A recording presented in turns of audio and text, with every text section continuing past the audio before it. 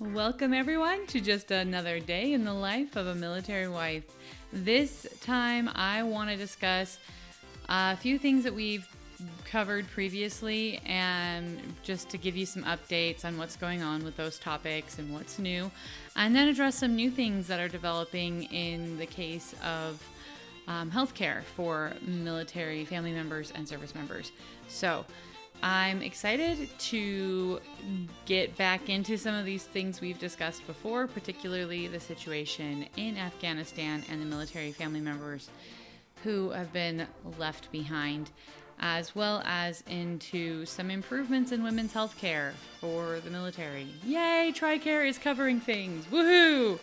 It's exciting. Anyway, I am your host, Sam Wolf, and this is Life of a Military Wife.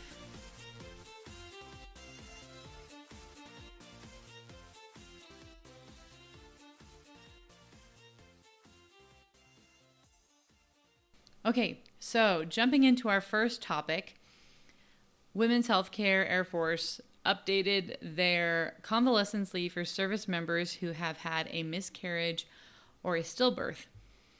And this is important because previously the Air Force standard was that convalescent leave or postnatal leave was only granted to individuals who had a live baby, a live birth of a baby, and then took that baby home. Otherwise, you had to go straight back to work. And for anyone who's had a kid, there are many situations in which you don't fit into that category, but your body genuinely needs to recuperate. And so the fact that they're recognizing this and now accommodating it is really wonderful. This will allow time for them to recover and heal for women who've had stillbirths or miscarriages. This is also going to include individuals who choose to put their baby up for adoption. And I think that's also important to give them that time to heal and recover and come to terms with it. The policy is found in the Air Force Manual 41-210. And having known several friends and having had children myself, miscarriages can be really rough on you physiologically. There are lots of cases in which a miscarriage can have larger medical ramifications for the woman's health than a natural live birth where you bring your baby home. In fact, a lot of those normal live births where everything's good, your body recovers much faster. So to me, this is wonderful that they're taking into consideration the additional needs of these individuals, these service women who are experiencing this. And honestly, I think it's really unfortunate that it's taken this long for people to recognize that. That said, hey, at least they're doing something, so that's good.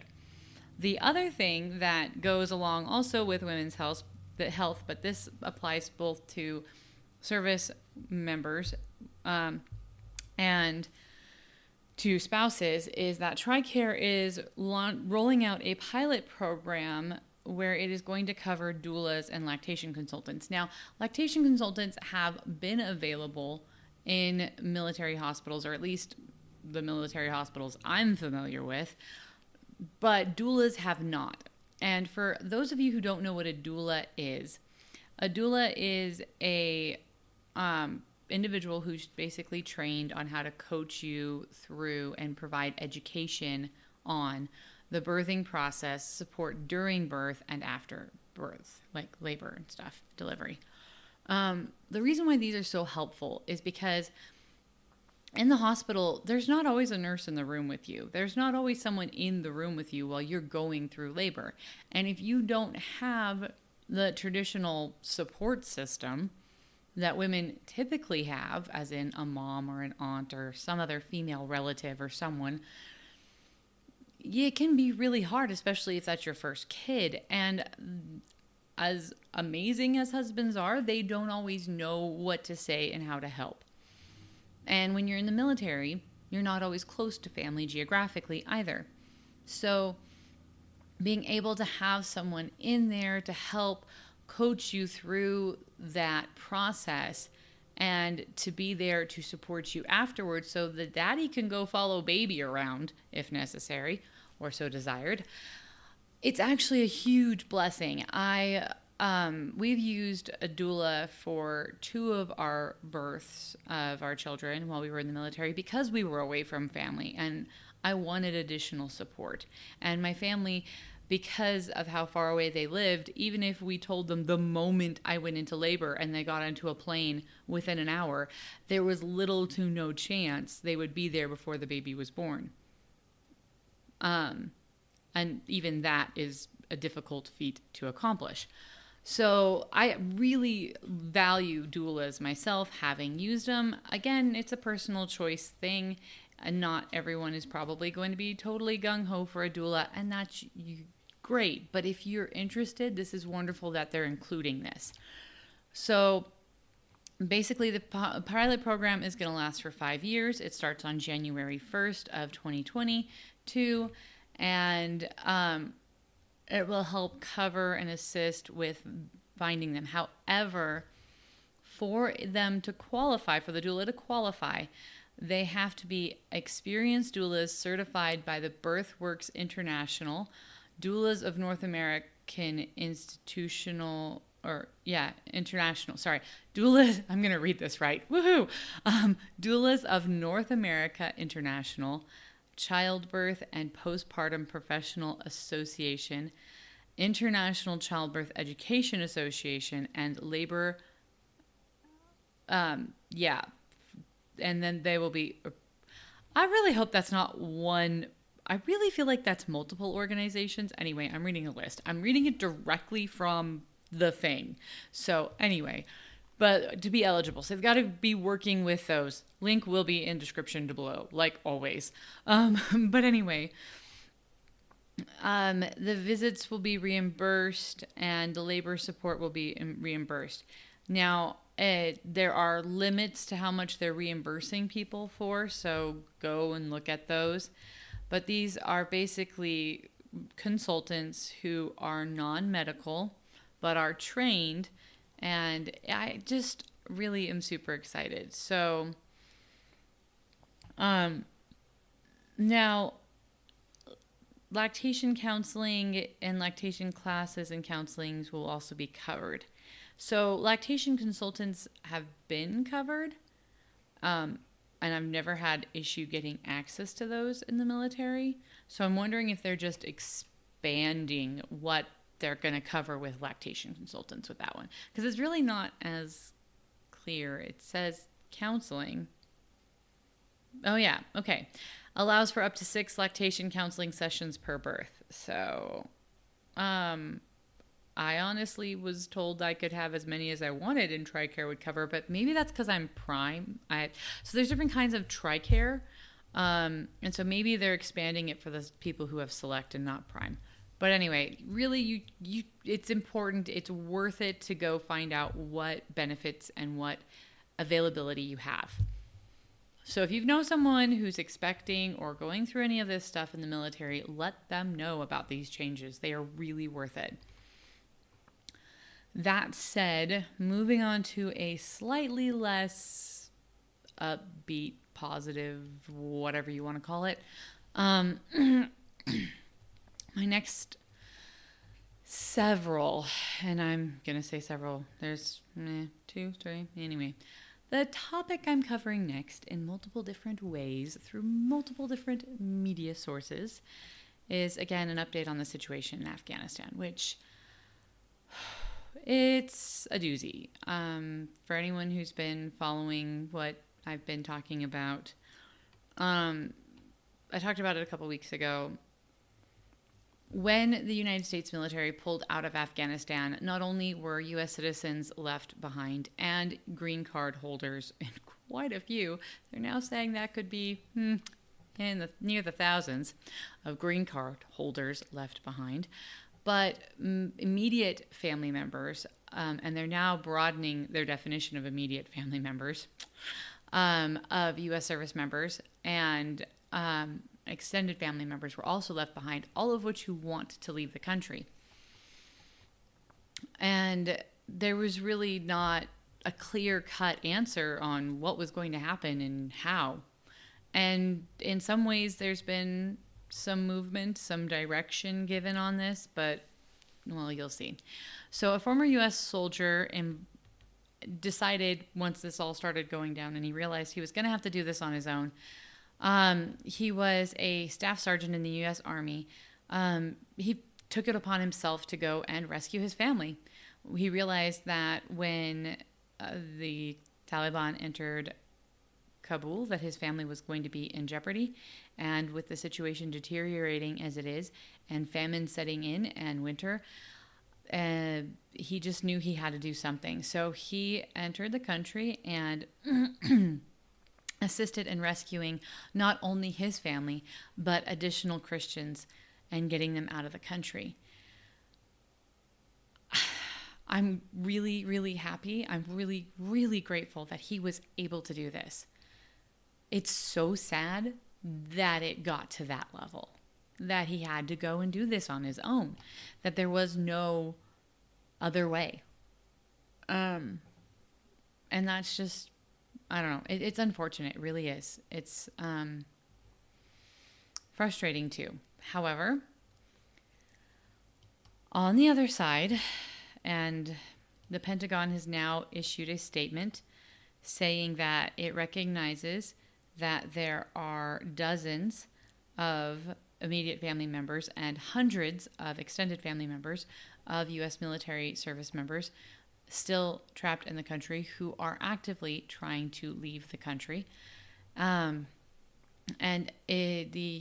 Undersecretary of Defense for Policy, Colin Kahl, issued a memo asking the United States military personnel and DoD civilians with immediate family members who are in need help to send his office an email with information indicating the family members' names, contact information, and personal information, and so that they can be added to a database to then help get them out of the country. I'm grateful that they're trying to gather the information. That's good. You can't help the people if you don't know who the people are. So identifying who needs help is a very crucial step. And until now, there really wasn't any official tracking on these individuals and how to get them out. It is a more deliberate attempt to do something about the situation. And they are hoping that will expand their reach. However, it's interesting to note that they have said the U.S. military will have no active role in getting these individuals out, and that there is no plan still, which is worrying. In my opinion, it's very worrying. I'm grateful they're taking steps to identify the individuals who need help. Again, like I said, you can't help someone until you know they need help. However, the fact that there is still no clear-cut plan on how to help them seems worrisome. I'm going to give a benefit of the doubt. I'm hoping that the whole reason why the Pentagon and the DoD are being so deliberately vague and non-committal is because they are going through some diplomatic channel and they have some plan, but they need to know for the safety of these people. You know what? That is a completely possible explanation. And I'm going to give them the benefit of the doubt and really, really hope that that's it. But if it's not, I hope they have a plan, or at least they get one soon. Because I can only imagine how terrifying it is. The temperatures have already started dropping here in the United States. I've lived in deserts before, in desert areas, it can be warm during the day and then get freezing cold at night. And some of these families have had to are living in tents. They've had to flee their homes for their own safety and security. That's going to become a very, very unsafe living condition as temperatures continue to plummet. With widespread famine, also, that is just going to become an untenable situation. And there are really disturbing reports of individuals selling their minor daughters into marriage just to be able to afford food. So it's concerning. It's concerning on many levels.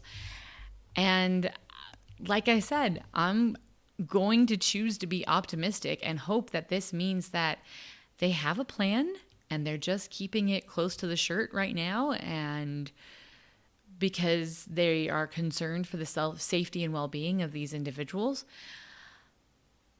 But we're going to just have to keep watching how this develops until we know for sure what's going on. The Biden administration itself admitted that they'd left these people behind, giving some of the exact same numbers as quoted by the DoD. So they're well aware that these families are there. And this is not including the other individuals that are U.S. citizens or green card holders in the country. So there's a significant amount of people still left in Afghanistan who genuinely want to get out and have no method to do so. I hope and pray that this situation resolves. Like I said before in my previous episode, there are organizations actively working on trying to get these individuals out. And it may be that the State Department will have to go through these non-government organizations to do so, seeing as we have no official diplomatic or military channels left. In that case, I really would strongly encourage everyone who can to look into those different organizations, the Pineapple Express, the other ones I brought up, and do research, find out who's actively involved and who is a credible organization, and help in any way you can. Not to mention, there are families still arriving in the United States and other countries. Winter's setting in here, and they had to leave everything behind. So there are organizations reaching out for assistance in finding homes, jobs, education, clothing, household goods. Please, it's the season of giving. Let's give. Let's help these individuals in any way we can. It is an absolute humanitarian crisis. It is a tragedy. And we can't just sit by and say, oh, shucks, that's so sad. There comes a time where you've got to do something. You've got to do something. If you really, truly care, being a bystander only lasts for so long. And having a daughter myself, I cannot imagine how terrified those mothers are. Being a military family myself, I can only imagine how hard it is for their service members to focus on mission readiness when they know that their families' lives are in danger.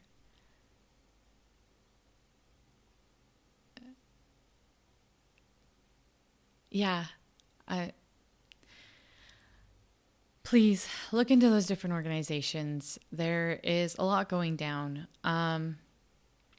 Changing topics really quick. I've been tracking the burn pit legislation, and I've recapped or touched back on it a few times, but there's really been no movement since the summer. It does not look like the burn pit legislation for the benefits for military individuals who are exposed to toxic chemicals is going to get through this session. I hope it gets reintroduced again. This really isn't the Agent Orange of our generation. And in fact, more military service members have been adversely affected by the toxins they were exposed to through the burn pits than were Agent Orange at this point. So it's sad to see this bill die in committee for the 4th year in a row. And I'm going to keep tracking it for you. Again, I will link the in the description the place where you can go to follow it and see what happens to it.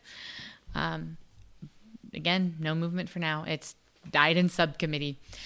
So, that's just a wrap up for where we're at right now. Some great progress has been made for women's health, and some absolute tragedy for military families in Afghanistan. And I really hope we see some major developments. And same thing for the burn pits. It's kind of a mixed bag this month on the news, but I wanted to just give you those updates and let you know what's going on with the military community. For those who are in the civilian world and not members of the military community, I feel like it's important for you to understand what we're going through and what our needs are, because in a lot of ways we have a hard time advocating for ourselves. A lot of what we need help with, we need the support of the general citizen population to back us and to advocate for us. We have a difficult time advocating for ourselves because of reasonable constraints that are placed on us as military families. So when I share this information, it's not just as a general need to know for the military community, but for all the civilians who are listening. These are ways you can support us. You can help us and stand with us. So thank you when you do so. We really appreciate it. That is all for this week, and I'm excited for next week's episode. It's, again, back to kind of what I've studied in college and some really interesting research that I've come across. But anyway, I like teaching you. I like sharing what I know about family life, science, and, interpersonal relationships and things like that. And I hope you find it helpful. So that said, this is Sam Wolf, and you are listening to Life of a Military Wife.